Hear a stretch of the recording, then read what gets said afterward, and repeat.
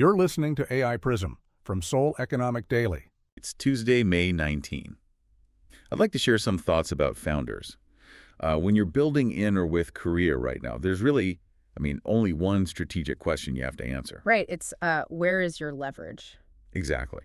Yeah. Where's the leverage? Because trying to build every layer of a business from scratch today is, well, it's basically a fool's errand. Oh, absolutely. The smart money right now is really piggybacking on existing giants. So today we're looking at how you capture that leverage, whether that's through massive AI models, government-subsidized robotics, or even established financial platforms. Let's start with that digital foundation. So Anthropic and OpenAI, they now control 89% of paid AI app revenue among top private startups. Wow. 89%. Yeah, it's a massive, like an $80 billion pie. So my question is, are founders essentially just renting digital real estate from these two huge landlords? I'd actually say it's more like building a mall on a fault line. Yes, you're renting, but the ground underneath is constantly shifting. Both companies are reportedly eyeing 2026 IPOs. Right, so they're aggressively optimizing their margins. Exactly. We're already seeing API token prices fluctuate, so trying to build a competing foundational model from scratch is... well, it's incredibly risky right now. So the real leverage isn't in the basement, right? It's in the penthouse. Mm-hmm. You build workflow applications like Cursor for coding or ElevenLabs for voice synthesis directly on top of their models. Right. You let them handle the massive compute costs. And, that concept of having a giant entity subsidize your heaviest R&D, that actually applies to the physical world, too. Yeah, which brings us to robotics. Korea's Ministry of Science and ICT, along with the Korea Institute of Science and Technology, they just rolled out a 50.4 billion won humanoid robotics program. Which is roughly $36 million US, right? Yeah, exactly, $36 million. But, is this just a government vanity project so they don't have to rely on Chinese hardware? Or is this a genuine commercial shift? No, it's a very real procurement story, mostly because the commercial deployment is happening at the exact same time. Like, LG CNS is already putting humanoid robots into live warehouses for Kurly. And Kurly is Korea's pioneer in overnight dawn delivery, right? Yeah, exactly. And they urgently need to cut their fixed logistics costs.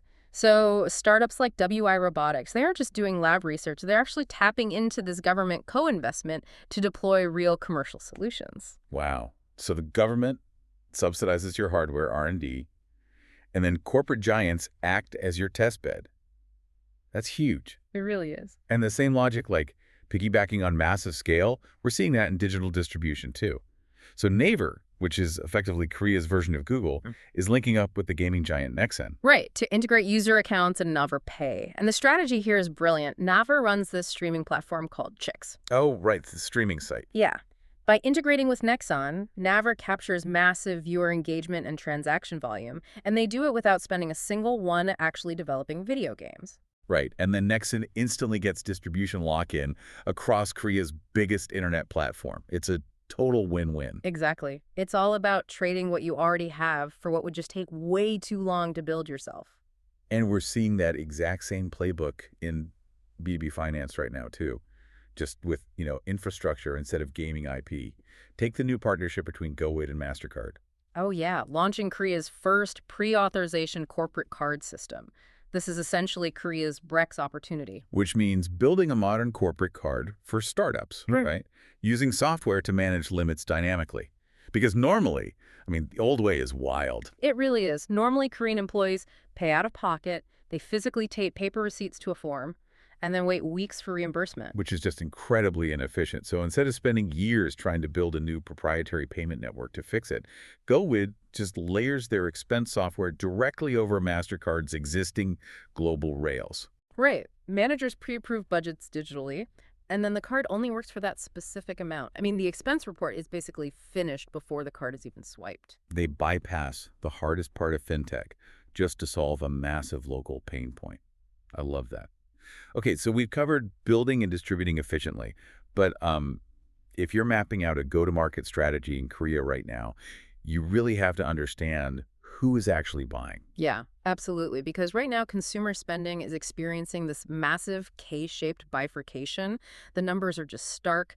Department store luxury sales are up around 40%. Wow, 40%. But then simultaneously, Daiso, Korea's dominant fixed price value retailer where everything is between 1,000 and 5,001, so roughly 71 cents to $3.57, they are absolutely booming. Exactly. And traders, which is essentially their Costco equivalent, they just crossed $1 trillion in Q1 revenue alone. Right, which is north of 714 million US dollars. Yeah. Just to give you a sense of the scale here, it really seems like the middle-class consumer is just, well, vanishing. They really are. I mean, households earning under $1 million a month, which is around $714, they're drastically slashing their spending. Right. Meanwhile, households bringing in over $5 million, or roughly $3,571, they're spending freely. For a founder, the takeaway is absolute. You have to pick a side. Premium or value. Exactly. You just cannot position a product in the middle right now. Which makes you wonder, right? I mean, if the middle is completely disappearing in physical consumer goods, will we start seeing this exact same barbell effect hit B2B software pricing next? Like, will SaaS companies have to choose between ultra-premium enterprise tiers and dirt-cheap self-serve models?